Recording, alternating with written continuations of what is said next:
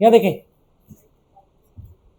आज का हमारा टॉपिक रहेगा इंपॉर्टेंट क्लासिफिकेशन ऑफ स्पीशीज। ये पहले आया था लेकिन मैंने तुम्हें जानबूझ के तब नहीं पढ़ाया था इसको, ठीक है। यहाँ पर इंपॉर्टेंट क्लासिफिकेशन देखेंगे स्पीशीज की। अब यहाँ पर स्पीशीज का मतलब वो वाला बायोलॉजी वाला स्पीशीज नहीं है, in terms of the ecology. Ecology के रिस्पेक्ट में कितने तरह की स्पीशीज पाई जाती है, समझ आ गया। पारिस्थितिकी में प्रजातियों का महत्वपूर्ण वर्गीकरण, समझ आ गया। देखें, सबसे पहले we have the keystone species, समझ आ गया। तो सबसे पहले हम देखेंगे कीस्टोन स्पीशीज, ठीक है।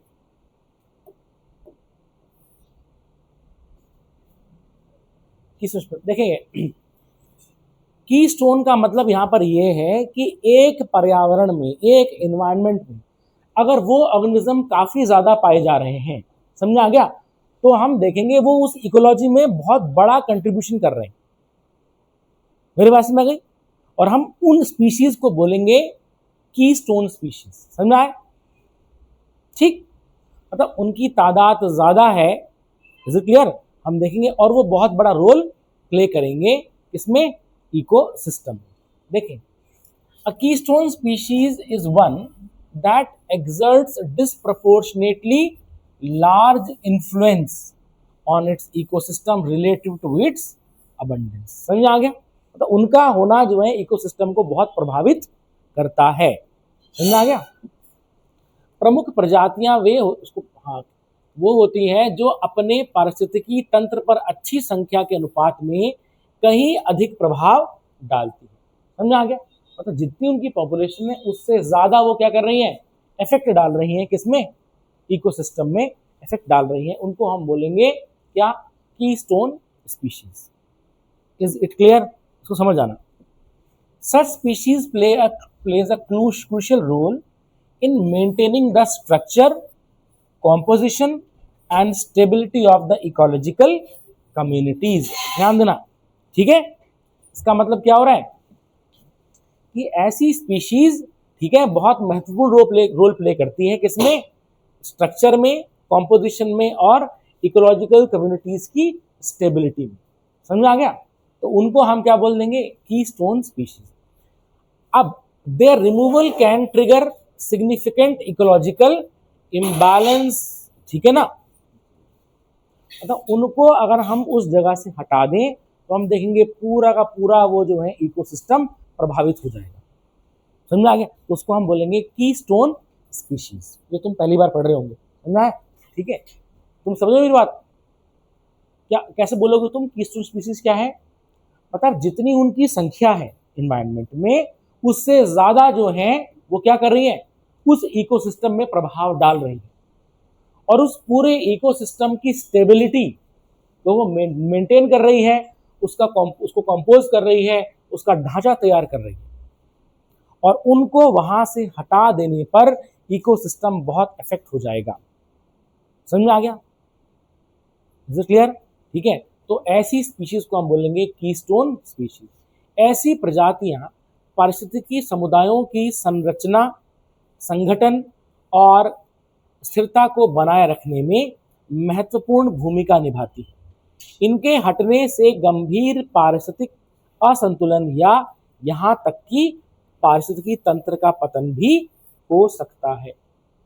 मेरी बात समझ गई, उसको हमने वहां से हटा दिया। इज इट क्लियर, उसको हम क्या बोलेंगे, कीस्टोन स्पीशीज। इसको लिख दो, चलो लिखो, ठीक है, इसको तुम लिखो, ठीक। वैसे तो स्लाइड मिल जाएगी लेकिन लिखोगे तो ज्यादा तुम्हारे दिमाग में बैठेगा, ठीक है। नेहा, ठीक है तुम,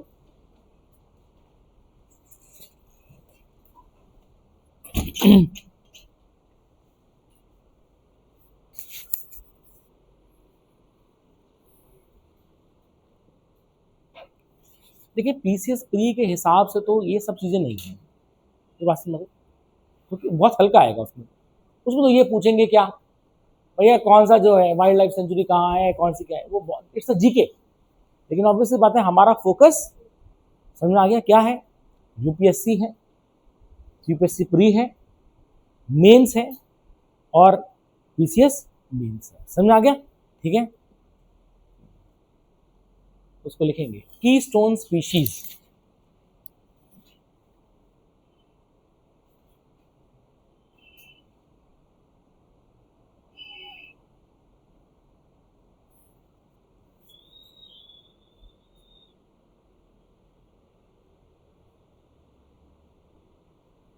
तुम ये समझ रहे हो? डिस्प्रपोर्शनेटली मतलब जितनी उनकी संख्या उससे ज्यादा वो कंट्रीब्यूट कर रही है।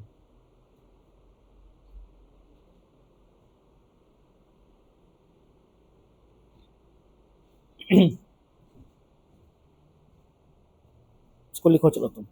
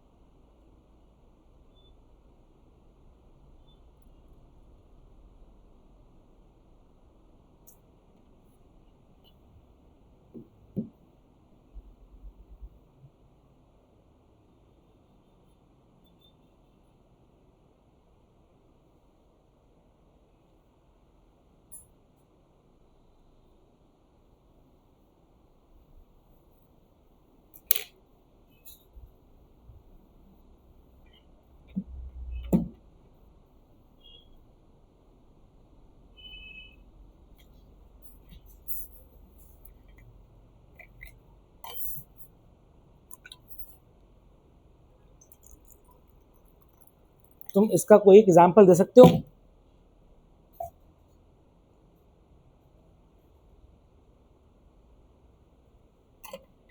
कि उस चीज को वहां से हटा देने पर पूरा सिस्टम क्रैश हो जाएगा। टाइगर सिंपल है। नहीं नहीं नहीं, ऐसा नहीं होता है, सब नहीं होगा। वो रेगुलेट कर रहा है।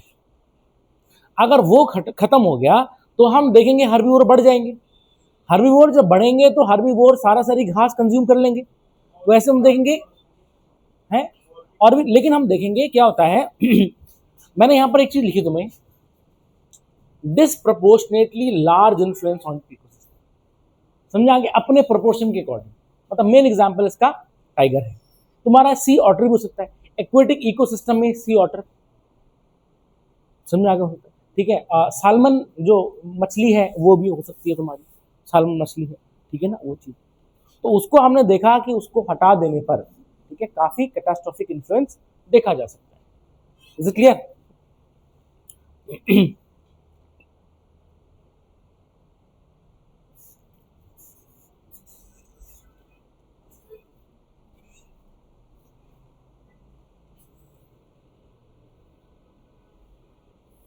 ठीक है, नोट कर लिया?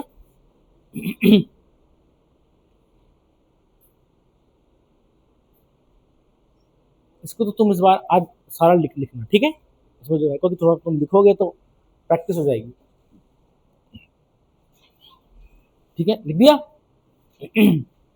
अब देखेंगे इसका सिग्निफिकेंस क्या है, फंक्शंस क्या है इसका।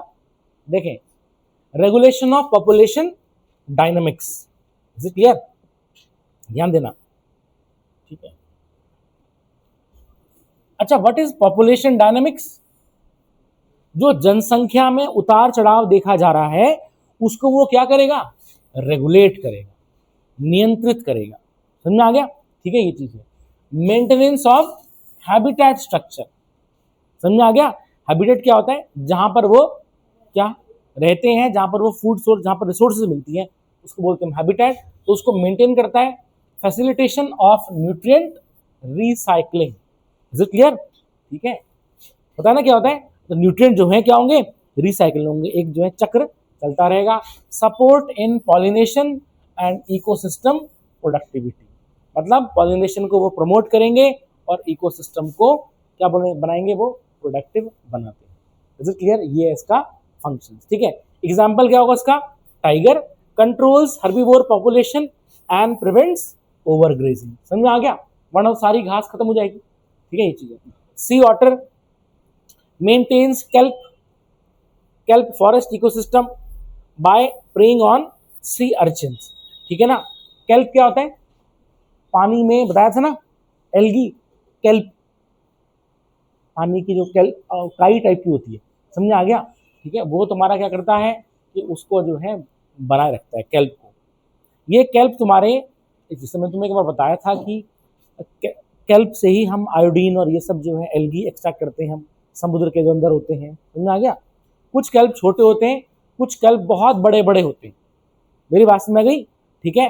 मतलब समुद्र के अंदर जो है इतने बड़े बड़े केल्प होंगे कि इंसान उस सामने इतना सा लगेगा, बड़ी बड़ी घास होती है समुद्र के अंदर, केल्प होते हैं तुम्हारे, सीवीड में आती है तुम्हारे, इज इट क्लियर, ठीक है। इसको केल्प बोलते हैं, मतलब छोटे से लेकर के बड़े तक इस तरह से ऐसे होते हैं ये, ठीक है। Maintains kelp forest ecosystem by preying on sea urchin. तो सी अर्चिन क्या होता है, इनको कंज्यूम करती है, तो वो क्या होता है, इस तरह से वो सी अर्चिन को, मेरी बात में, जैसे कि हम देखते हैं कि टाइगर किसको खा रहा है, जो ग्रेजर्स हैं, जो मतलब ग्रेजिंग कर रहे हैं, जिससे कि जो वीक स्पीशीज है वो बची रहे, मेरी बात समझ आ गई, ठीक है। सिमिलरली हम देखेंगे सी ऑटर क्या करेगा, सी अर्चिन्स को कंज्यूम करेगा, जिससे कि क्या है, केल्प बचे रहे, मेरी बात समझ आ गई। और यही केल्प जो है हम देखते हैं समुद्र के अंदर की घास है, बड़ी बड़ी घास होती है, ठीक है, जिससे क्या होता है कि पूरा हमारा जो मतलब पानी में हम देखते हैं ऑक्सीजन का लेवल मेंटेन रहता है। कोरल रीफ को हम पता है किस में लाते हैं, उसको हम लाते हैं इंडिकेटर स्पीशीज में लाते हैं, उसको टाइप्स ऑफ स्पीशीज में, समझ में आ गया। अगर अगर ब्लांचिंग हो रही है, प्रवाल विरंजन हो रहा है, तो इसका मतलब इंडिकेट हो रहा है कि कहीं ना कहीं पोल्यूशन चल रहा है, तो वो हम अलग पढ़ेंगे इसमें, समझ में आ गया, ठीक है। ये चीज है। Salmon supports multiple trophic levels in aquatic ecosystem. Salmon मछली जो है वो क्या करती है, इकोसिस्टम को मेंटेन कर रही है, किसमें, ट्रॉफिक लेवल, छोटी मछली बड़ी बड़ी, इसको ऐसे करते करते कंज्यूम करते, ठीक है। इसको नोट कर लो तुम, ठीक है। फंक्शंस, फंक्शंस लिखेंगे हम, रेगुलेशन ऑफ पॉपुलेशन डायनामिक्स, ठीक है। अच्छा हिंदी में मैं लिखवा दूंगा, ठीक है भाई, पहले तुम लिख लो, regulation of population dynamics,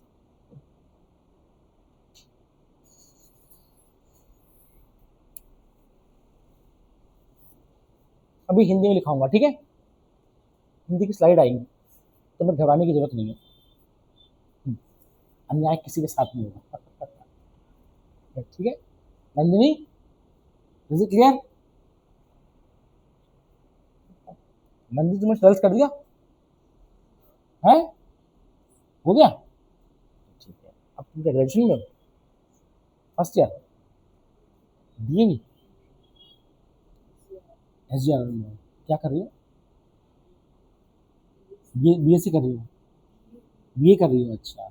SGR आ रही है पटेल नगर में, अच्छा अच्छा, ठीक है, इसका मतलब तुम 12th पास हो गए हो,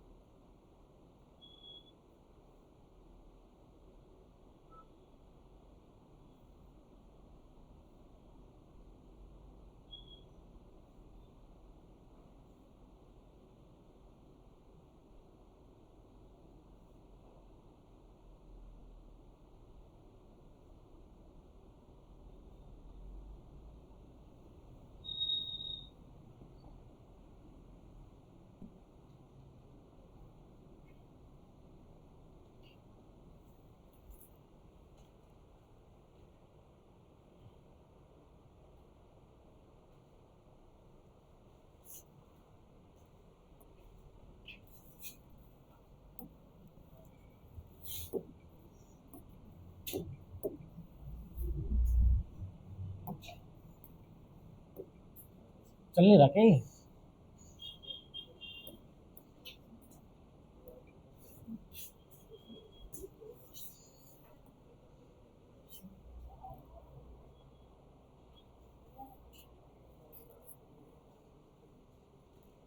एक मिनट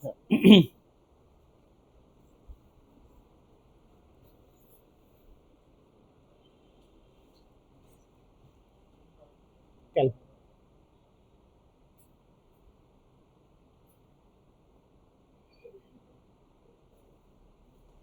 चलता नहीं है यहाँ पर।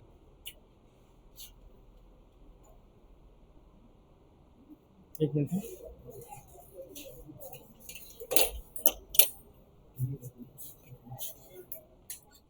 महिमा, ये नेट चलता नहीं है यहाँ पर। हाँ वो अब कुछ दिखाना चाह रहा था मैं तो कुछ।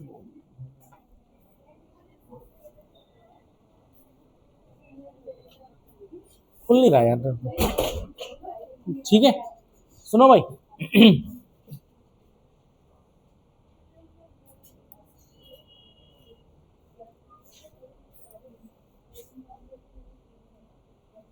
ठीक है, हिंदी में देखो, हिंदी में लिखो भाई कार्य लिखो हिंदी में।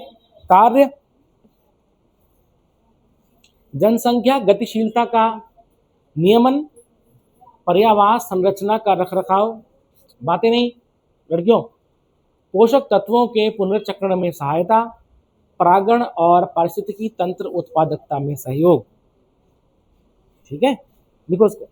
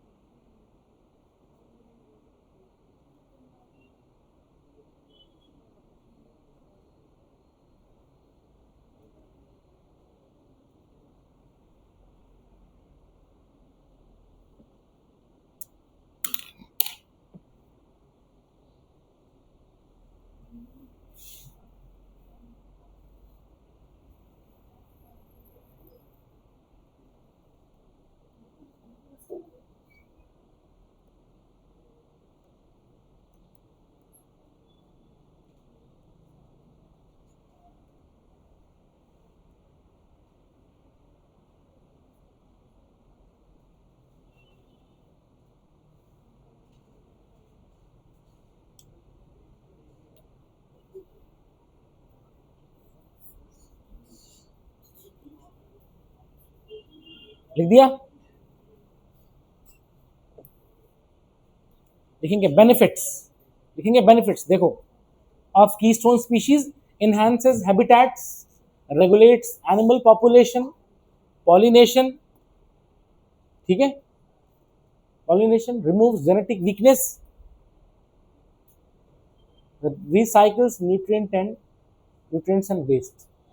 ठीक है, अच्छा सुनो, what is genetic weakness, what is genetic weakness, ये समझ आगे। एनहांसेस हैबिटेट्स, ठीक है, रेगुलेट्स एनिमल पॉपुलेशन, ठीक है, पॉलिनेशन, ठीक है, परागण, recycles nutrients and waste, removes genetic weakness. देखो हमारे जीन्स होते हैं, डीएनए होता है, ठीक है, उसमें जीन्स होते हैं, और जीन जो है क्या होते हैं, दे आर पर्टिकुलर कोड्स, समझ आ गया। और वो बेसिकली अगर डीएनए का हम देखें काम, वो एक पर्टिकुलर तरह का प्रोटीन बनाता है, समझ आ गया। ठीक है, अब क्या होता है कि जो जेनेटिक वीकनेस, फॉर एग्जांपल मान लेते हैं कि हमारे अंदर जो जीन है, ठीक है, वो एक पर्टिकुलर तरह का प्रोटीन बना रहा है, ठीक है, और मान लेते हैं उस प्रोटीन का नाम है इंसुलिन। क्या है? इंसुलिन। मेरी बात समझ गई। अब इंसुलिन का काम क्या है, वो जो है, हम जैसे हमने खाना खाया, ठीक है, हमारे ब्लड में शुगर का लेवल बढ़ा, कार्बोहाइड्रेट का लेवल बढ़ा, तो वो क्या करेगा, वो इंसुलिन जो है उसको कन्वर्ट कर देगा किसमें, मतलब ब्लड में ऐसे घूमने नहीं देगा, उसको वो कन्वर्ट कर देगा ग्लाइकोजन में। तो हमारे समझ आ गया, और ग्लाइकोजन हमारी बॉडी में स्टोर हो जाएगी, सेल्स के अंदर जो है, टिश्यूज में वो ग्लूकोज ग्लाइकोजन की फॉर्म में स्टोर होगा।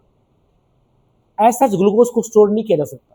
अगर ग्लूकोज होगा तो वो ऑब्वियसली बात है, वो ऑक्सीडाइज होकर के वो एनर्जी दे देगा, लेकिन अभी हमें एनर्जी नहीं चाहिए, हम चाहने की क्या हो जाए, कंजर्व रहे वो।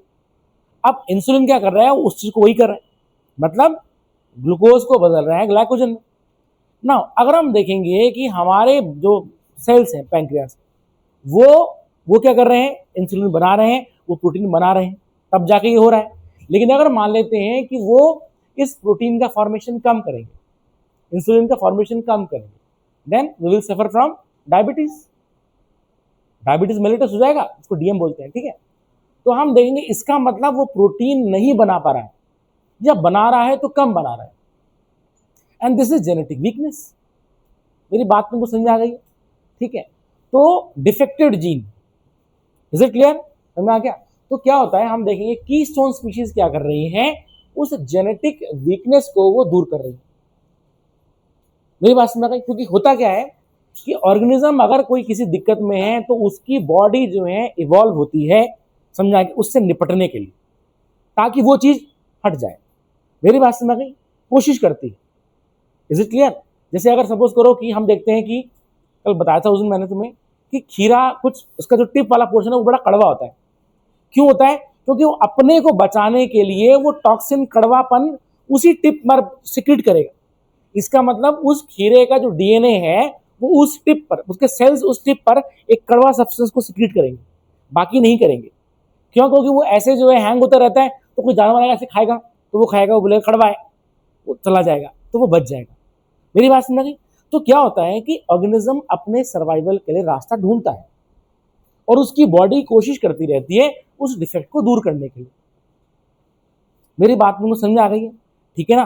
तो हम देखते हैं कि कीस्टोन स्पीशीज जो है वो क्या कर रही हैं, वो इस जो जेनेटिक वीकनेस है उसको दूर करने के लिए, तो दूर करने में सहायक होती है। मेरी बात को समझ में आ गई, इज इट क्लियर, ठीक है। तो क्या हो रहा है कि वो कंट्रोल कर रहा है, क्या कर रहा है, उसको कंट्रोल कर रहा है। अब तुम लोग कैसे कंट्रोल कर रहा है, मतलब देखो, जैसे घास है, घास है, घास को किसने कंज्यूम किया, बकरी ने कंज्यूम किया, ठीक है। गोट ने कंज्यूम किया, गोट को किसने कंज्यूम किया, टाइगर ने कंज्यूम किया। अगर टाइगर ना हो, है ना, टाइगर ना हो तो क्या होगा, हम देखेंगे कि ये बकरी सारी घास खा जाएगी। अब अगर ग्रासेस में कुछ वीकनेस है, जेनेटिक वीकनेस है, समझ में आ गया, उसको कुछ समय चाहिए इवोल्यूशन के लिए, इवॉल्व होने के लिए। बट अगर सारी की सारी घास बकरी खा जाएगी तो उसको समय मिल ही नहीं पाएगा ना। तो हम देखेंगे टाइगर क्या कर रहा है, बकरी को खा रहा है, तो हम देखेंगे बकरियों की जो है वो कम हो रही है, तो जिससे कि ग्रासेस थोड़ी कंज्यूम की जा रही है, थोड़ी है। अब वो क्या होगा कि उस हिसाब से वो अपने चेंज करेगी अपने को ग्रासेस, क्योंकि उसको हर एक चीज को कुछ समय चाहिए होता है। मेरी बात समझ गई। तो हर ऑर्गेनिज्म अपनी वीकनेस को दूर करने की कोशिश करता है, बट हाँ, इतना ध्यान देना कि according to the climatic conditions, according to the उसके अगल बगल जो कैसा एनवायरनमेंट है उसके हिसाब से वो करती है। मेरी बात को समझ में आ गई, ठीक। तो ये चीज होती है, क्या तुम्हारे भेजे में बात घुसी, ठीक है ना, ठीक है। तो ये जेनेटिक वीकनेस को दूर करने में सहायक होता है। इज इट क्लियर, ठीक है। अब सुने, जैसे मैं बताता हूँ रिसेंट एग्जाम्पल, इंसान ने जो है बीटी कॉटन बनाया, ठीक है, वो एक जीएम क्रॉप है, जेनेटिकली मॉडिफाइड क्रॉप। तो उसमें जो है बैसिलस थुरिनजेनेसिस का जीन है और जो है कॉटन का भी जीन है, तो वो दोनों का मिक्सचर है, मतलब ना तो प्योरली तरह से कॉटन है ना ही वो बैक्टीरिया है, समझ आ गया। उसकी फिजिकल बॉडी जो है हमको प्लांट जैसी दिखाई दे रही है, कॉटन है, लेकिन उसका जो जेनेटिक सीक्वेंस है वो दोनों है। तो अब जो है उसको जो खा रहा था ऑर्गेनिज्म, समझ आ गया, पेस्ट जो भी है, ठीक है ना। पहले में करते हैं पेस्टिसाइड डाल रहे थे, लेकिन अब ध्यान देना पेस्टिसाइड क्या होता है, हमारे फूड चेन में इंटर करते हैं, हमने देखा, ठीक है। तो हमने क्या कर दिया, जीएम क्रॉप बना दी। तो अब जब हमने बनाई तो ऑब्वियस सी बात है वो जो जानवर उसको खाता वो नहीं खा पाएगा, क्योंकि वो ऑर्गेनिज्म है ही नहीं। तो एक ऑर्गेनिज्म एक किसी पर्टिकुलर चीज को खाने के लिए बना हुआ है। मेरी बात में आ गई। चावल पे लगने वाले कीड़े अलग ही होंगे, गेहूं पे लगने वाले अलग होंगे, क्योंकि उसका स्पेसिफिकेशन उसके हिसाब से बना होगा। चावल में घुन लग गए, तो कभी तुमने देखा इंसान में घुन लग गए? हर ऑर्गेनिज्म, समझ आ गया, डिजाइन हुआ है किसके हिसाब से, रिसोर्सेस कैसी है उस हिसाब से। मेरी बात को समझ आ गई। और हर ऑर्गेनिज्म का स्पेसिफिकेशन अलग होता है। कभी तुमने देखा जैसे गेहूं में घुन लगते हैं, ठीक है, अच्छा तुम गेहूं, सॉरी, चावल में घुन लगते हैं। अब तुमने चावल लाया मार्केट से, मार्केट चावल लाया और तुमने उसको एकदम बंद कर दिया, समझ आ गया, एयर टाइट डब्बे में बंद कर दिया। कुछ समय बाद घुन बन हो जाते हैं, तो सवाल है क्या वो बाहर से आए कि अंदर से आए थे? समझ आ गया? क्योंकि जैसे तुमने पैकेट फाड़ा, तुमने डाल दिया और तुमने एयर टाइट डब्बे में बंद कर दिया उसको। समझ आ गया? ठीक है, लेकिन फिर भी हो गया। तो ध्यान देना, वो बाहर से नहीं आ रहे हैं, वो वहीं थे। समझ आ गया? कैसे थे वहां पर? ठीक है, देखें होता क्या है कि जो गुण होते हैं, समझ आ गया, उसकी जो मतलब जो जो फीमेल होती है वो क्या करती है, नेचर ने उसको जो एक ड्रिलिंग टेक्निक दी है, मतलब प्रोबॉसिस से वो बहुत ही छोटी होती है और उस चावल में वो ड्रिल करेगी, ड्रिल करी और ड्रिल करके क्या कर देगी उसके अंदर। अब तो कितना तो छोटा तो घुन होता है, कितना छोटा चावल है उसके अंदर ड्रिल करके अब वो जो है अपने अंडे उसके बीच में रख देगी। और समझ में आ गया? और क्या होगी, उसके चारों ओर जो है एक लिक्विड तरह का जो है चिपचिपा सा अंडे के चारों तरफ एज अ शॉक ऑब्जर्वर वो कर देगी। और वो क्या कर देगी, उस छेद को उस ग्लू से बंद कर देगी। और ध्यान देना, ग्लू का कलर ऐसा होगा जैसे कि चावल का कलर है, तो हमको पूरा कंटिन्यूस एक जैसा नजर आ रहा है। ध्यान देना, नेचर। समझ आ गया? अब क्या होगा, हमारे चावल तो मस्त है एकदम। समझ आ गया? अब क्या हुआ, वो वहीं पर है, बाहर से नहीं आया। धीरे धीरे करके क्या होगा कि तुम घर में लाए, तुमने बंद बंद कर दिया। देखो क्या होगा कि मैंने तो बताया था ना, टेम्परेचर जब बढ़ता है तो बायोडाइवर्सिटी बढ़ती है। तो अगर जो है गर्मी है, अब क्योंकि चावल जहां पर होता है वहां पर ध्यान देना ट्रॉपिकल रीजन है, तुमको पता ही है, क्योंकि वो ट्रॉपिकल क्रॉप है, उष्ण कटिबंधीय फसल है। तो मतलब गर्मी हल्की सी बढ़ी तो अब क्या होगा, वो अंडा चावल के अंदर से हैच होगा। समझ आ गया? हैच होगा और वो जो है वो लिक्विड ग्लू को कंज्यूम भी करेगा और साथ में चावल में तो कार्बोहाइड्रेट है ही, उसको वो कंज्यूम करेगा, खाएगा। खाते खाते जो है ऐसे करते करते करते, समझ आ गया, फिर प्यूपा प्यूपा के बाद से फिर वो बीटल टाइप का होता है, वो फिर निकल जाता है उस तरह से। अब तुम ध्यान देना, उसका स्पेसिफिकेशन उसी चावल के लिए है। मेरी बात समझ आ गई? तो हम देख रहे हैं कि अगर वो इवॉल्व नहीं हुआ होता चावल के अंदर बोरिंग के लिए, समझ आ गया, तो ऑब्वियस सी बात है उसकी स्पीशीज तो खत्म हो जाती ना। मेरी बात में समझ आ गई? तो हर ऑर्गेनिज्म अपने एनवायरनमेंट के अकॉर्डिंग जो है इवॉल्व हो रहा है। उसमें जो वीकनेस थी कि अरे यार मेरे जो है काश में अंडे में ड्रिल कर पाता, सॉरी उस पर चावल में ड्रिल कर पाता, तो वो समझ आ गया। हालांकि सोचने से नहीं होता, वैसे इंसान सोचे काश मेरे पंख होते और अगले दिन पंख आ गए और वो यहाँ से वहां चला गया, ऐसा नहीं होता। समझ आ गया? धीरे धीरे करके क्लाइमेटिक कंडीशन के अकॉर्डिंग इवोल्यूशन होता रहता है और इसमें हजारों लाखों करोड़ों साल लगते हैं। मेरी बात समझ गई? तो तुम ये मत सोचना कि घुन में ये चीजें बिल्कुल 100 सालों में आएगी ना, हजारों लाखों सालों में आई, लेकिन बहुत धीरे धीरे करके करते करते करते जो है हम आज की कंडीशन देखते हैं। तो उसके अंदर जो इनहेरेंट वीकनेस रही होगी, समझ आ गया, ठीक है ना, वो धीरे धीरे करके दूर होती चलेगी। मेरी बात तुमको समझ आ रही है? ये चीज, लेकिन इस चीज के लिए होने के लिए समय चाहिए होगा। समझ आ गया? समय चाहिए होगा ना, लेकिन समय से पहले ही जो है उसको खत्म कर दे तो वो तो स्पीशीज खत्म हो गई ना। जैसे डायनासोर, डायनासोर एवोल्यूशन हो रहा था, लेकिन ऑब्वियसली बात है अलग अलग वजह से हम देखेंगे कि वो वाइप आउट हो गए, एक्सटिंक्ट हो गए, उनको टाइम नहीं मिला। समझ आ गया? सिंपल। एग्जाम हुआ, पेपर दिया, इज इट क्लियर? तुम तो लेट पहुंचे, 15 मिनट रहते हैं और तुम बोलोगे सर मुझे टाइम और दो, नहीं टाइम तो खत्म हो गया ना, बट तुम्हें पेपर लिखने का तो समय मिला ही नहीं। क्यों? क्योंकि तुम लेट पहुंचे। या मान लेते मैंने ही पेपर लेट बांटा हूं तो टाइम नहीं मिला, तो क्या हो गया, तुम तो फेल हो गए, कॉम्पिटिशन से आउट हो गए। तो स्पीशीज को सर्वाइवल के लिए अपने एनवायरनमेंट में कुछ टाइम चाहिए होता है और वो टाइम को अगर अच्छा मिल जाता है तो ठीक है। और वो टाइम कौन दे रहा है हम देखेंगे यहां पर, कीस्टोन स्पीशीज दे रही है। समझ आ गया? जिंदा रहने का मौका दे रही है। हाँ ऑब्वियसली बात है, हम देखेंगे टाइगर कितना बुरा है यार, मार के खा रहा है तो बेचारे को जो मर रहा है ना। मेरी बात समझ रही? लेकिन ऑब्वियसली बात है डेयर भी तो मार रहा है ना, बकरी भी तो मार रही ना, पूरा जो है घास निकालती खा लेती है, खत्म हो गया। तो हर कोई ऑर्गेनिज्म जिसको कंज्यूम कर रहा है तो वो उसको मार रहा है, वो तो मार, समझ आ गया? बिना किसी को मारे हुए आप तो जिंदा रह ही नहीं सकते, सिंपल सी बात है। समझ आ गया? अब जो है फल लगा हुआ है, फल में जो बीज है, समझ आ गया, वो बीज क्या बनेंगे, प्लांट बनेंगे इस तरह से। पर तुमने जो है पकने से पहले तुम उसको खा दिया, बीज जैसे फेंक दिए, खत्म हो गए, डेड हो गए। हाँ, कुछ को कंडीशन मिल गई तो उग गए, नहीं तो फिर खत्म, लाइफ एंड, शुरू होने से पहले ही एंड। हो रहा कि नहीं हो रहा है? तो ये चीज होती है। Is it clear? तो प्रेडेशन में हम देखते हैं कि एक जानवर के लिए बुरा तो हो रहा है, लेकिन हम देखते हैं पूरा इकोसिस्टम एज ए होल के लिए वो ठीक है।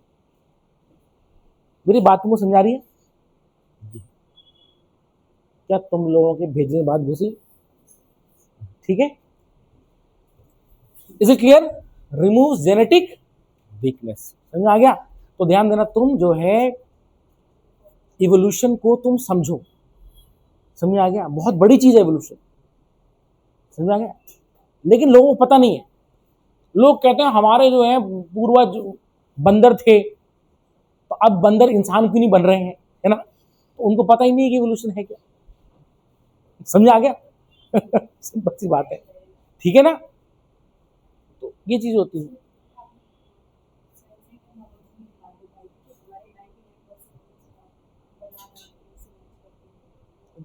चिंपैंजी से,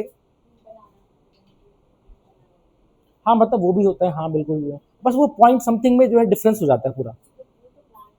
हाँ, बनाना नहीं बताया था मैंने, चिंपैंजी बताया था मैंने। हाँ हाँ, लेकिन जो है हाँ मतलब जो है, हाँ मतलब जो है उसके प्लांट से काफी हद तक मैच करे, बट ध्यान देना हम देखेंगे कुछ डिफरेंस रह जाता है और उसी में अलग है। मेरी बात को समझ में आ गई? ये चीज ये है, होता है ऐसा, ठीक है? मतलब जैसे ही ऐसा है कि अमेरिका, सुनो, अमेरिका के लोग और हम इंडियन अलग अलग दिखाई देते, नहीं दिखते हैं तो इंसान। अच्छा, लेकिन क्या है कि जीन्स हमारे बहुत पास है, लेकिन क्या हो रहा है कि 0.00001% का डिफरेंस हो जा रहा है, तो अलग चीज हो जा रही है। 1% तो बहुत बड़ी चीज हो गई, समझ आ गया? ठीक है। ये तो उससे हम देखेंगे कितना परसेंट कौन किसके क्लोज है, क्या है, ऐसे करके होता है ऐसा, ठीक है? सुनो, इज इट क्लियर? अब यहां पर देखेंगे नेक्स्ट, इंजीनियर स्पीशीज। क्या देखेंगे हम? इंजीनियर। अब सुनो, सबसे पहली बात है, इंजीनियर क्या कर रहा है? इंजीनियर क्या करता है? इंजन पे काम करता है, उसको वो चेंज करता है, मॉडिफाई करता है, बनाता है। मेरी बात समझ गई? ये काम होता है इंजीनियर का, ठीक है? तो अब हम देखेंगे एग्जैक्टली जो है ये भी वही काम कर रही है, वो स्पीशीज वही काम कर रही है। वो क्या कर रही है? उसको चेंज कर रही है, मॉडिफाई कर रही है, क्रिएट कर रही है। किसको? ध्यान देना, मतलब जो है उस इकोसिस्टम को वो अब थोड़ा सा वो चेंज कर रही हैं, उसको क्रिएट कर रही हैं। मेरी बात समझ गई? Engineer species are organism that directly और इनडायरेक्टली मॉडिफाई, क्रिएट और maintain habitats, thereby influencing the availability of resources for other species, जिससे कि अदर स्पीशीज सरवाइव कर सके। हालांकि वो इंटेंशनली नहीं कर रही है, समझा क्या? जाने अनजाने। तो उसने क्या मतलब क्या किया?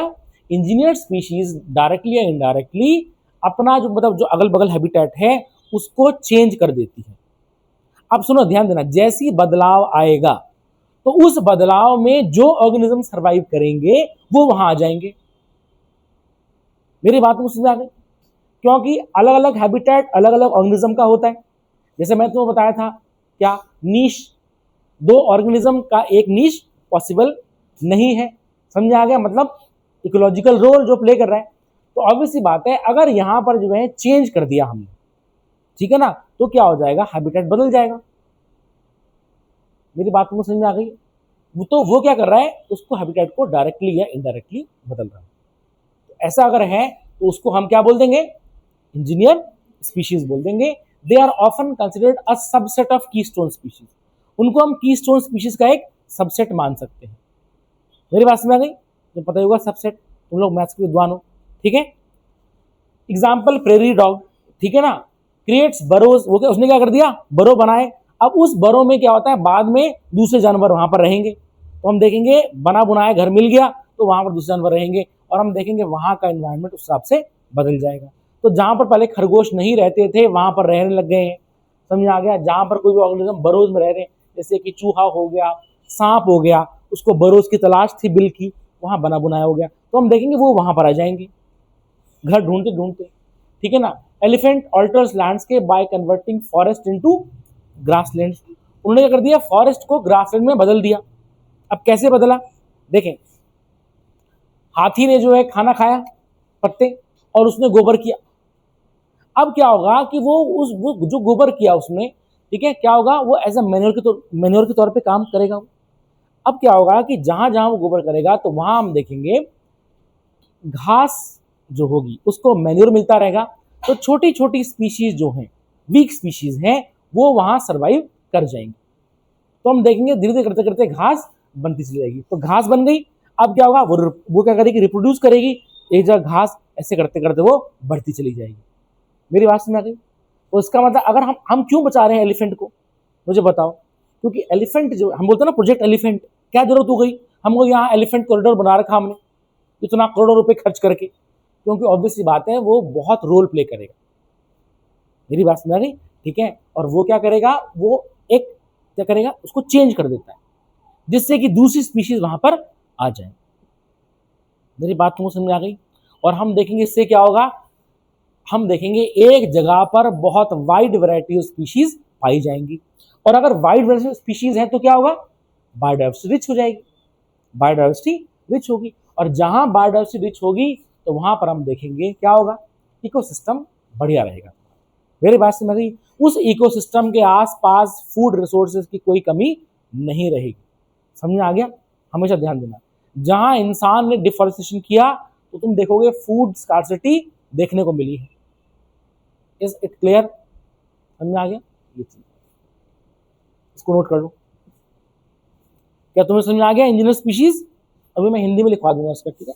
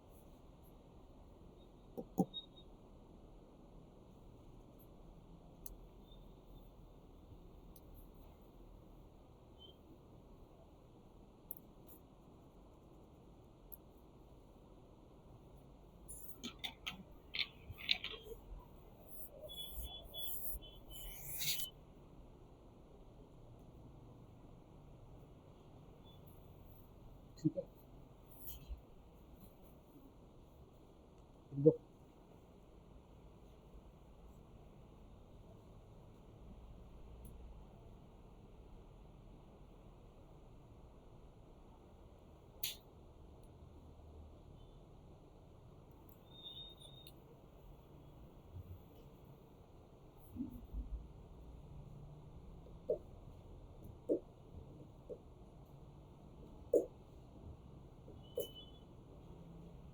ठीक है परिधि, समझ आ रहा है।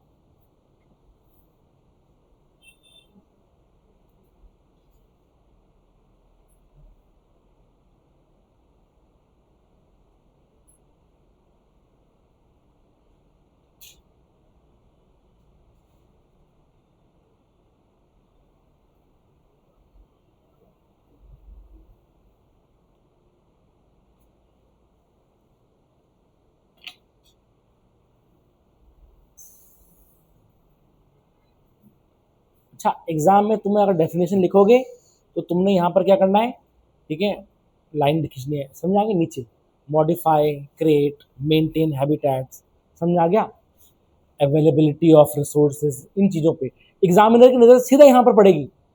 वो पूरा नहीं आंसर पड़ेगा, ध्यान देना, कभी नहीं पड़ता है वो आंसर पूरा। इसलिए जितना भी आंसर लिखो तुम इसके नीचे जो है अंडरलाइन कर दो इंपॉर्टेंट पॉइंट्स पे। एग्जामिनर बोलेगा अच्छा मॉडिफाई, क्रिएट, क्योंकि पता है उसको, समझ आ गया, तो बताने की जरूरत नहीं है कि उसको इंजीनियर स्पीशीज क्या होती है, समझ आ गया। वो पढ़ेगा अच्छा इंपॉर्टेंट पॉइंट लिखे मैं बस, ठीक सीधा मतलब पढ़ेगा अच्छा ये वो, ठीक है चलो भाई 5 में से जो इसको 4 नंबर दे दो, दैट्स ये चीज। इसलिए इंपॉर्टेंट पॉइंट्स के नीचे अंडरलाइन करते चलो तुम, समझ में आ गया, ठीक है ना। तो जैसे अगर तुम ब्लैक पेन से लिख रहे हो, ठीक है ना, तो तुम क्या करो, ग्रीन पेन से नीचे अंडरलाइन, ग्रीन या जैसे भी जो भी पेन से, रेड पेन यूज मत करना, ठीक है, तो उसको तुम अंडरलाइन करते चलो। तो एग्जामिनर क्या करेगा, इस चीज को वो करेगा। समझ में आ गया। जैसे तुम लिख रहे हो बेनिफिट्स, ठीक है, इनहेंसेस हैबिटेट्स, समझ गए, regulates animal population, pollination, genetic weakness, nutrient, ऐसे करके पूरा नहीं करना है, इंपॉर्टेंट पॉइंट्स को तुमने मार्क कर लेना है बस। अब एग्जामिनर क्या पढ़ेगा, इनको पॉइंट्स को पढ़ेगा और सीधा वो आगे बढ़ जाएगा। चाहे तुमने अंदर जो है इज, एम, आर, ये past tense, present tense, future tense, past participle की गलती कर रखी है और होती है, समझ आ गया, तो ये नजरअंदाज हो जाएगा। इज इट क्लियर, ठीक है। वो बोलेगा हाँ भाई ठीक है भाई, वो तुम्हें ये नहीं चाह रहा है कि तुम बिल्कुल ग्रामेरियन बनो खतरनाक, तुम्हें आता है कि नहीं आता है इतना चेक करना चाह रहा है। इसलिए ध्यान देना क्या होता है, बस तुम इसको पढ़ो, यहाँ पर पढ़ो और इसमें जो है अंडरलाइन करते चलो। अगर तुम ऐसे पेपर लिख रहे हो अपना, तो ऐसे में भी इंपॉर्टेंट पॉइंट्स को समझ आ गया, ऐसे अंडरलाइन करते चलो। तो एग्जामिनर बस वो उन पॉइंट्स को पढ़ेगा, बोलेगा हाँ भाई ठीक। दो चीजें ध्यान देना पहली बात रेलेवेंसी, रेलेवेंट होना चाहिए, जिस जो क्वेश्चन पूछा है उस हिसाब से, अगर ऐसे जैसा है वैसे ही लिखा जाना चाहिए।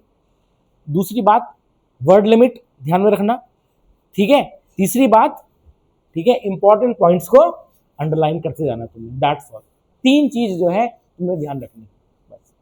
बाकी ग्रामर कैसा है क्या है कुछ है उतना फर्क नहीं डालता। हाँ अगर ग्रामर अच्छी है तो बहुत अच्छी बात है, it's well and good, but इतना नहीं देखा जाता।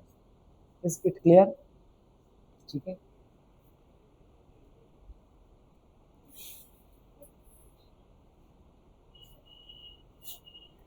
कल खुल गया होगा, एक मिनट है।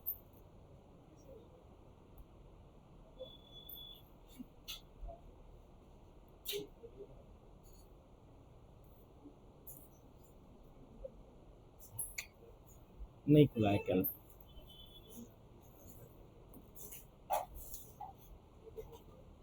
ठीक है, लिख दिया, हैव रिटन। हिंदी में लिखेंगे प्रमुख प्रजातियों के लाभ, पर्यावासों को समृद्ध करना, पशु आबादी का नियमन, परागण, आनुवांशिक कमजोरी को दूर करना, पोषक तत्वों और अपशिष्ट पदार्थों का पुनर्चक्रण। सुना है। परिवर्तक प्रजातियां वे जीव हैं जो प्रत्यक्ष या अप्रत्यक्ष रूप से पर्यावासों को संशोधित, निर्मित या बनाए रखते हैं, जिससे अन्य प्रजातियों के लिए संसाधनों की उपलब्धता प्रभावित होती है। इन्हें अक्सर प्रमुख प्रजातियों का उपसमूह माना जाता है। उदाहरण प्रेरी डॉग बिल बनाता है जो अन्य प्रजातियों के लिए पर्यावास का काम करते हैं। हाथी जंगलों को घास के मैदानों में बदलकर भूदृश्य को बदलता है, जिससे जैव विविधता बढ़ती है। समझ आ गया, लिखो भाई लिखो।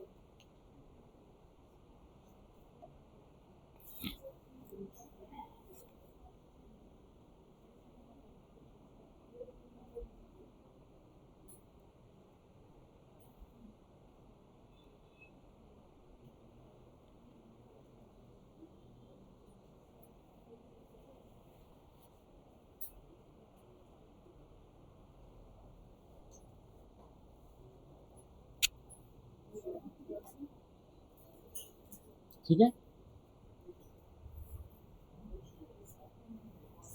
और देख बातें नहीं, हाँ हाँ वही है, तो बस ये तुम्हें देखना है, मतलब हाँ तुम मेरे पॉइंट्स में प्रेजेंट करो उसको, पॉइंट्स में प्रेजेंट करो उसको, ठीक है ना। ये क्वेश्चन लिखा तो उसको पॉइंट्स में ऐसे करते करते लिखते चले जाओ।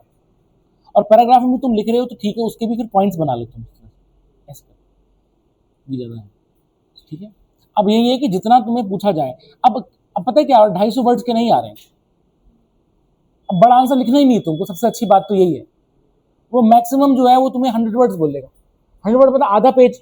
अब आधा पेज लिखने में तुम्हें कौन सा मतलब 20-25 मिनट लगेंगे। मेरी बात समझ गई, एक बार पता है क्या है लिख दिया। अब समझा, पहले तुम सोचो फिर उसको लिखो, समझा। अब वो आ ही नहीं रहा है 250 वर्ड्स, अब कम आ रहे हैं, पता क्या हो रहा है, 50 वर्ड्स के ज्यादा आ रहे हैं 5 लाइनों में, समझा कि 100 वर्ड्स के आ रहे हैं, सिंपल 10 लाइनों में आंसर खत्म। अब क्या करो, टाइम बच गया ना तुम पे। भाई पहले तो तुम्हें समझना है भाई इसका मतलब क्वेश्चन क्या पूछना चाह रहा है, फालतू लिखना, और जितना पूछा उसने उसके बाद क्या उसको लिखो। भाई 10 लाइनें लिखने में तुम्हें कितना मिनट लगेगा। तो ये चीजें कब आती है, जब तुम आंसर राइटिंग प्रैक्टिस करते हो।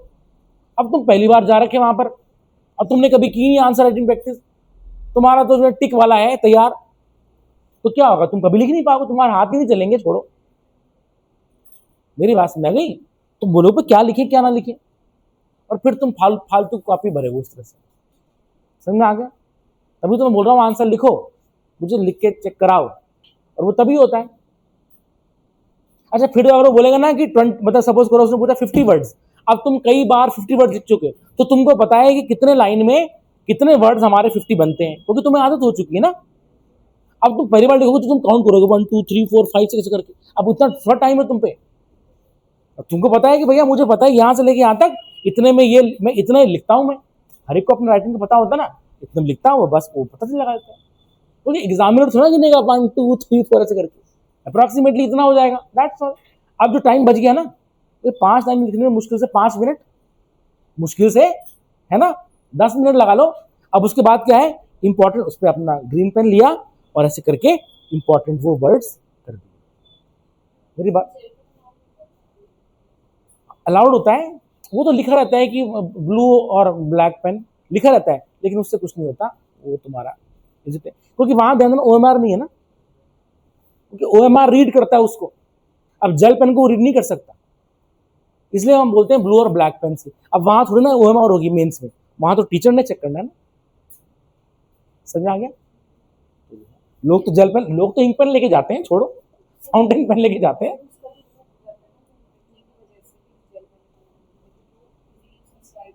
वो डिपेंड करता है, हाँ, बट ये है कि ऐसा उतना फर्क नहीं पड़ता है। मतलब लोग लिखते हैं, कई लोगों की राइटिंग तो उसी में बनती है, जेल पेन में बनती है, और बॉल पेन तो जो है वो घसीटा मार के चलता है, वो तो वो चीज़ है, उससे फर्क नहीं, समझ आ गया। बट हाँ ये है कि ठीक है, अगर जो है तो बॉल पेन से लिख दो, लेकिन ऐसा कुछ फर्क नहीं पड़ता है, समझ आ गया ये चीज़। ठीक है, मेरे साथ भी एक बार ऐसा हुआ, समझ आ गया। जब मेरा इंटरव्यू था तो मैंने उसमें लिखा था कि बॉल पेन से लिखो, है ना, और मैंने अपने सारे पेपर जेल पेन से लिखे। तो फिर मैंने कहा तो ऐसी बात हुई करो भाई तेरा तो, मैं तो घबरा गया। मैंने कहा मतलब मेरी तो कॉपी चेक नहीं होगी ना, मतलब मैं तो जेल पेन से लिख दिया पूरा। मैंने कहा बस अब तो फेल। फेल क्या मतलब, कॉपी चेक नहीं होगी तो। मेरी बात समझ गई। समझा गया, हो गया बढ़िया, इज इट क्लियर। वो तो बोलते हैं मतलब जो है ना, जैसे तुम बोल रहे हो कि वो हल्का ना हो जाए, ये ना हो जाए, इस तरह से जो है उससे कुछ फर्क नहीं पड़ता। कई लोग लिखते हैं मेंस में जेल पेन ही यूज करते हैं लोग, राइटिंग अच्छी बनानी ना, ये चीज। बॉल पेन है तो मतलब अच्छी बात है, ball pen is well and good, अच्छा वाला बॉल पेन जो है, बट ऐसा कुछ नहीं होता, समझ आगे ये चीज। अच्छा अब आगे बढ़ेंगे हम, ठीक है। अब हम बात करेंगे इंडिकेटर स्पीशीज की। अब सुने, इंडिकेटर का मतलब होता है इंडिकेट, समझ में आ गया, मतलब पर्यावरण में क्या चल रहा है उसको इंडिकेट करती है वो स्पीशीज। अगर मान लेते हैं कोरल्स का फॉर्मेशन कम हो रहा है या कोरल की ब्लीचिंग हो रही है, इसका मतलब पानी में पोल्यूशन है। मेरी बात समझ आ गई, CO2 के लेवल में बदलाव हो रहा है। मेरी बात तुमको समझ आ गई, ठीक है। तो हम देखेंगे उन स्पीशीज को हम बोलेंगे indicator species, is it clear, ठीक है। ये चीज तो वो इंडिकेट करते हैं कि कैसा पर्यावरण है। जैसे पता क्या होता था पहले अब मैं नाम भूल गया उस चिड़िया का, पहले जैसे कि माइनिंग होती थी ना, माइनिंग खान होती थी, खान, ठीक है ना। वहां पर क्या होता था कि वो पिंजरे में जो है चिड़िया को लाया जाता था, चिड़िया होता क्या है कि खान के अंदर जो है क्या होता है कि ऑक्सीजन लेवल कम होता है। अंडरग्राउंड जो होगी ना माइनिंग, उसमें ऑक्सीजन लेवल कम होगा, और वहां पर क्या होगा, सपोज करो तुम्हारे कार्बन डाइऑक्साइड ज्यादा है, ये चीज, ठीक है। तो क्या होता था कि इंसानों ने काम करना था, तो जो है सबसे पहले जो है वो चिड़िया होती थी एक, वो उसको ले आते थे। अब चिड़िया अगर नॉर्मल है तो ठीक है, ऑक्सीजन है। अब जहां उसने फट फट फट फट फट और अजीब सा आता था, तो उसका मतलब यहां पर ऑक्सीजन लेवल बहुत कम हो गया है। हालांकि हमको नहीं पता चलता, बट उसको पता चल जाता है, और वो चू चू चू चू करके ऐसे कर देगी, तो हम बोलेंगे हाँ, इंडिकेट कर दिया है कि यहाँ पर इन्वायरमेंट कैसा है, हॉस्टाइल है, ऑक्सीजन का लेवल काफी हद तक कम हो रहा है। मेरी बात समझ आ गई? ठीक है, क्योंकि वो जो है वो उसको भाप लेती है। तो पुराने जमाने में ये ऐसे होता है, अब तो खैर इंस्ट्रूमेंट है तो पता चल जाता है, तो पुराने जमाने ऐसे करके वो चिड़िया को ऐसे ले आते थे, मतलब समझ आए, तो इंडिकेट कर रहा है। Is it clear? अब जैसे कि एल्गी, पानी में यूट्रोफिकेशन है कि नहीं है, एल्गी आ गई है, यूट्रोफिकेशन हो गया, समझ में आ गया? ठीक, हार्मफुल एल्गल ब्लूम हो गया, अगर लाल ऑरेंज रंग की काई आ गई तो उसका मतलब भैया वो टॉक्सिक है, वो पानी पूरा टॉक्सिक हो चुका है, उसको बोलेंगे हार्मफुल एल्गल ब्लूम। मेरी बात समझ आ गई? तो उसने इंडिकेट कर दिया, नहीं कर दिया, तो उसको हम बोलेंगे indicator species. Is it clear? हाँ भाई, तो इसका ये क्या होता है, इंडिकेटर स्पीशीज की डेफिनेशन क्या होगी? इंडिकेटर स्पीशीज आर ऑर्गेनिज्म, ठीक है, whose presence, absence or abundance reflects specific environmental conditions. They are used to assess ecosystem health and detect ecological changes. मैं जब जहां जहां गोले कर रहा हूं ना, तुमने उसी पे अंडरलाइन करनी है, ऐसे नहीं कर रहा हूं मैं शुरू दिन से, समझ आ गया? ये तुमने ऐसे मैं गोले कर रहा हूं, वहां पर तुमने अंडरलाइन करना है।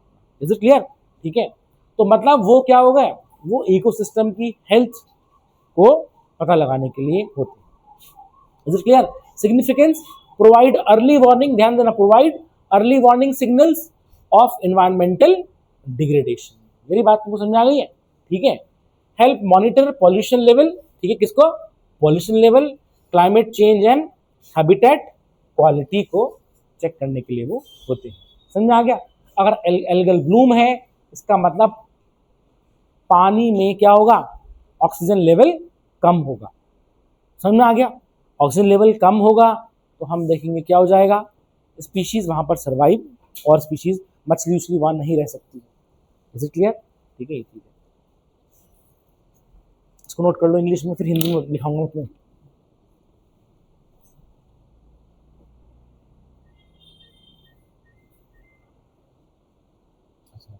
अलग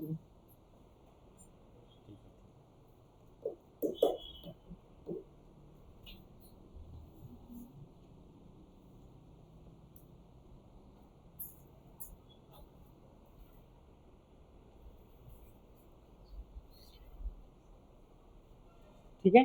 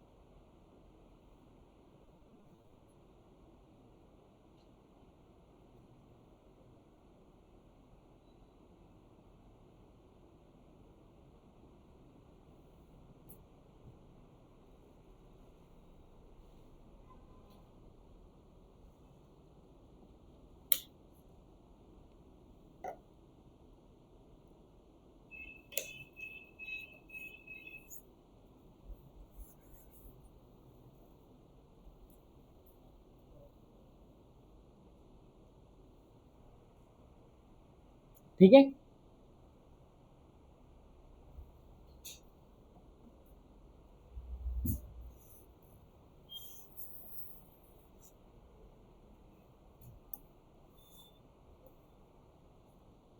अच्छा हिंदी में, यहाँ देखो भाई, हिंदी में लिखो, हिंदी में देखो, संकेतक प्रजातियां, लिखो भाई हिंदी में। संकेतक प्रजातियां वे जीव हैं जिनकी उपस्थिति, अनुपस्थिति या प्रचुरता विशिष्ट पर्यावरणीय परिस्थितियों को दर्शाती है। इनका उपयोग पारिस्थितिकी तंत्र के स्वास्थ्य का आकलन करने और पारिस्थितिक परिवर्तनों का पता लगाने के लिए किया जाता है।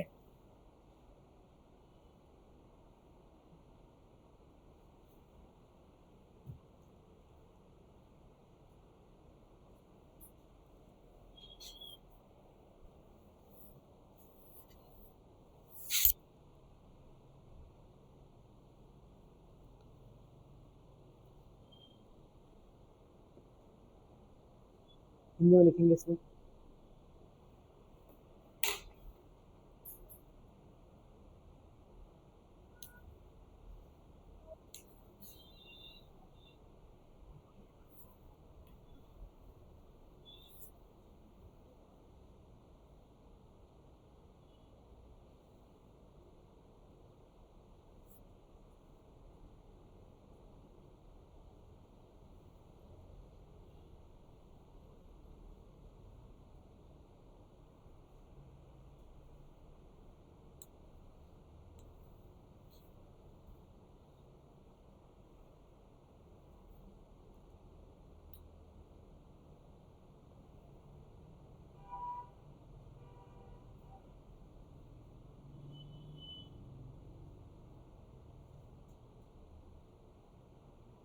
ठीक है, अब देखेंगे हम नेक्स्ट स्पीशीज, फ्लैगशिप, देखेंगे फ्लैगशिप स्पीशीज। ठीक है,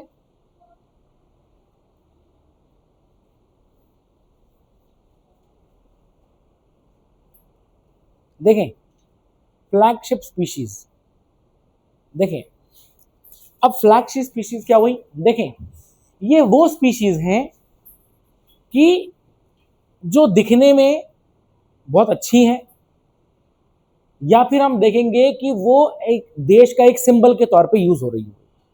मेरी बात समझ आ गई, सिंबॉलिक है, जिनकी सिंबॉलिक और कैरिज्मेटिक अपील है।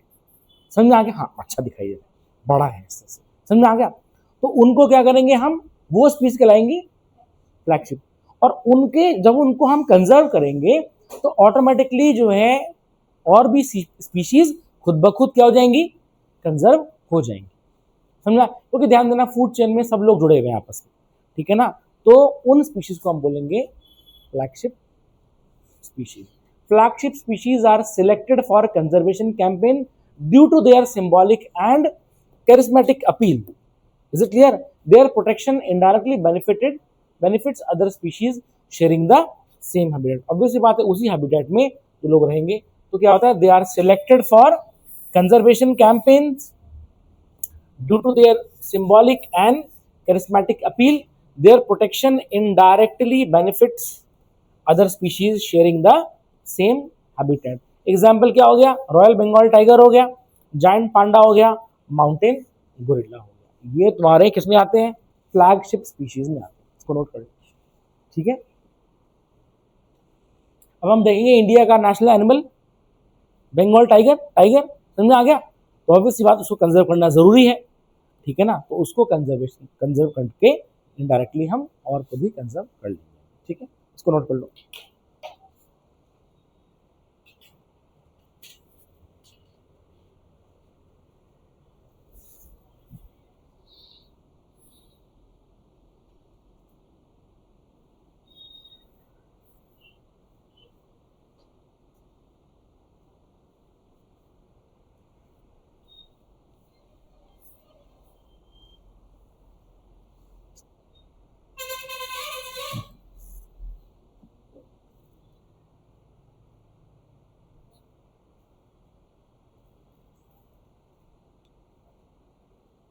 लिख दिया,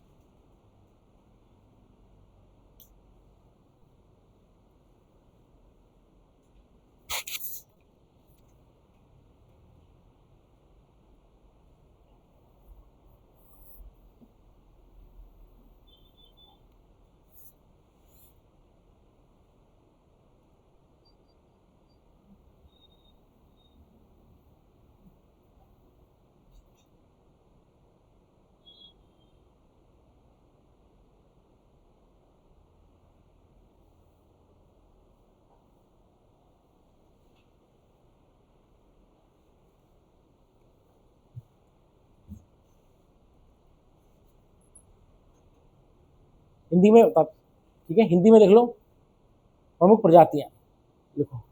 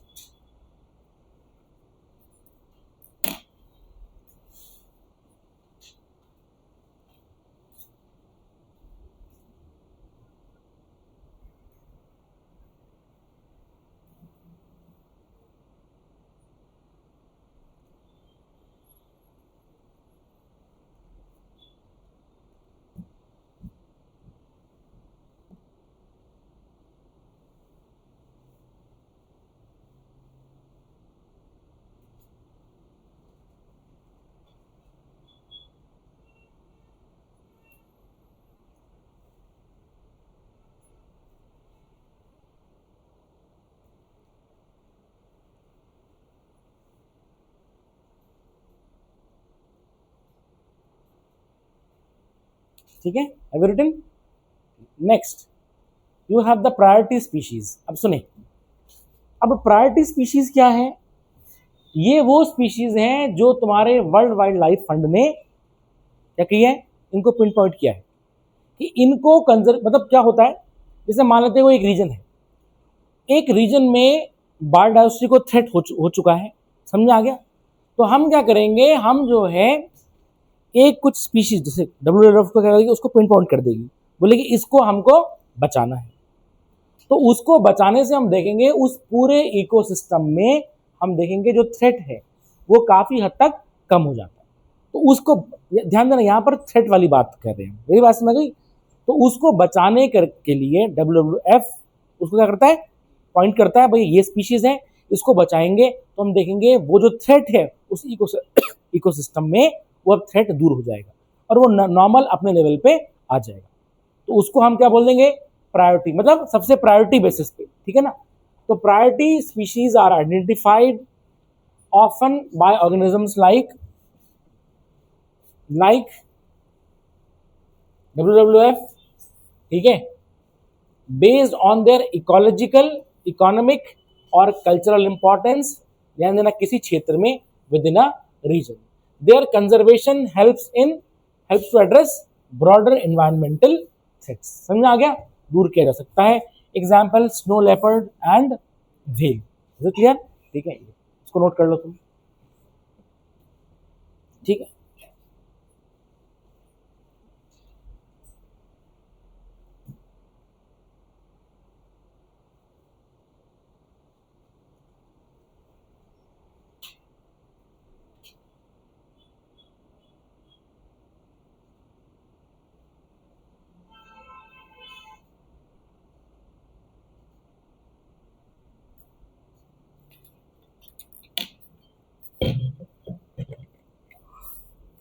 So,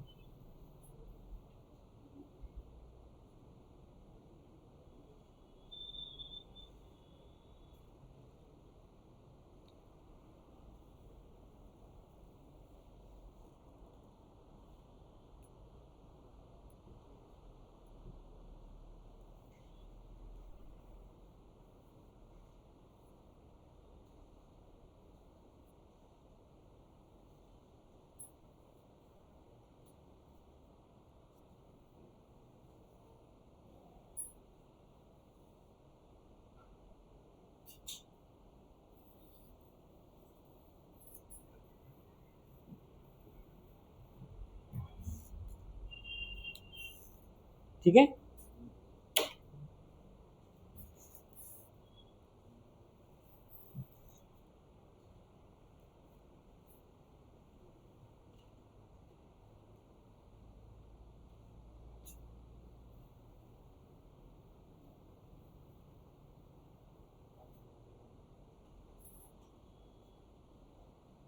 लिख दिया? हिंदी में लिखेंगे इसका,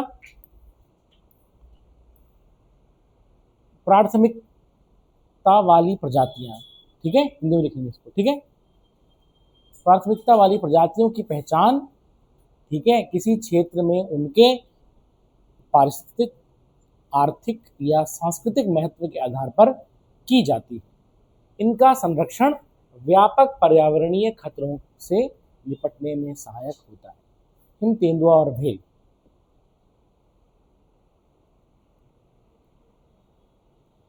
ठीक है।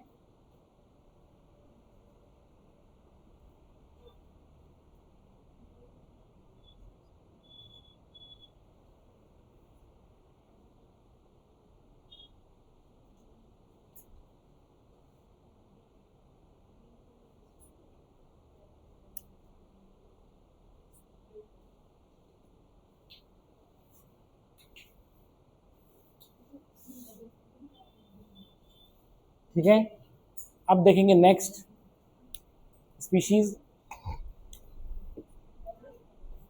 Umbrella species.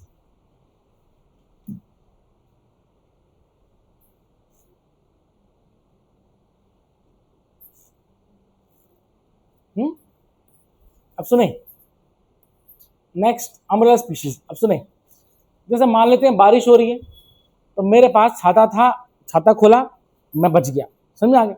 लेकिन हाँ, अगल बगल और लोग भी थे, समझ आ गया। मैंने कहा भाई आ जाओ, मेरे छाते के नीचे आ जाओ, तो छाता मेरे लिए था, लेकिन मेरी वजह से और भी जो हैं लोग उस छाते में आ गए, बारिश से बच गए। तो अम्ब्रेला स्पीशीज क्या होता है कि एक ऑर्गेनिज्म को जब हम कंजर्व कर रहे हैं, समझ आ गया, और बाकी ऑर्गेनिज्म का जिनका सेम हैबिटेट है, समझ आ गया, तो उनके कंजर्वेशन से जो क्या होगा, और ज़्यादा ऑर्गेनिजम्स हैं ज़्यादा बड़े लेवल पे, ठीक है ना, वो भी अब ऑटोमेटिकली कंजर्व हो जाएंगे, क्योंकि हमारा जो हैबिटेट है वो एक जैसा है, इसलिए एक को कंजर्व करने पर बाकी कंजर्व हो रहा है, समझा गया। उसको हम वैसे बोलते हैं छत्र प्रजातियां, छत्र, अम्ब्रेला स्पीशीज। मेरी बात को समझ आ गई, ठीक है। तो यहां पर हम देखेंगे क्या है, umbrella species are those whose conservation ensures the protection of large number of coexisting, समझ आ गया, को एग्जिस्टिंग मतलब एक साथ जो रह रहे हैं, due to their extensive habitat requirement. Significance क्या है, conservation of these species leads to landscape level protection, बड़े पैमाने पर प्रोटेक्शन हो जाता है। Helps in efficient biodiversity conservation planning, okay. Example क्या है, एशियाटिक लायन, ठीक है। इंडिया में एशियाटिक लायन का हैबिटेट कहाँ है, गिर फॉरेस्ट, बिल्कुल सही, गिर, समझ आ गया। गिर कहाँ है, गुजरात में है, ठीक है ना। वन हॉर्न राइनो कहाँ पर है, काजीरंगा काजीरंगा नेशनल पार्क असम में है, ठीक है ना। बंगाल टाइगर ये कहाँ पर है, सुंदरबन, सुंदरबन वेस्ट बंगाल, ठीक है। ये चीज इसको नोट कर लो। अम्ब्रेला स्पीशीज, छत्र प्रजातियां, ठीक है।